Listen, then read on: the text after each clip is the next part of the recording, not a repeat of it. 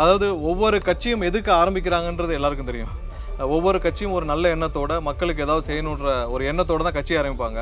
ஆனால் இன்னைக்கு வந்து திரு கேப்டன் அவர்கள் வந்து ஆரம்பித்த ஒரு இயக்கம், அவர் இந்த கட்சியை ஆரம்பித்ததே எப்படின்னா திமுக போன்ற ஒரு ஒரு சமூக விரோத ஒரு ஒரு அரசை அகற்ற வேண்டும், ஒரு ஊழல்வாத அரசை அகற்ற வேண்டும், இந்த மாதிரியான ஒரு குடும்ப அரசை அகற்ற வேண்டும் தான் கேப்டன் விஜயகாந்த் அவர்கள் அவருடைய வாழ்நாள் முழுவதும் போராடிட்டு வந்தார்.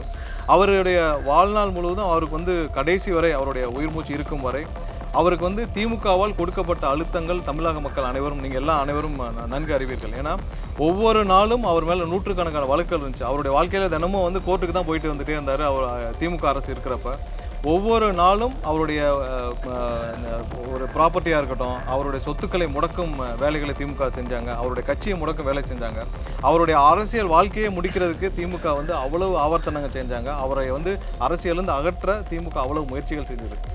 ஒரு ஒரு உச்சக்கட்ட அழுத்தத்திற்கு கேப்டன் அவர்களை வந்து திமுக வச்சிருந்தது. அவருடைய வாழ்க்கை முழுவதும் அவர் போராடி எதற்காக யாரை அகற்ற வேண்டும் என்று போராட்டினார்களோ அவருடைய கூட்டணி வச்சது வந்து அவருடைய தொண்டர்களும் அவரை நேசித்த மக்கள் யாரும் அதை ஒரு நாள் கூட ஏற்றுக்கொள்ள மாட்டார்கள்.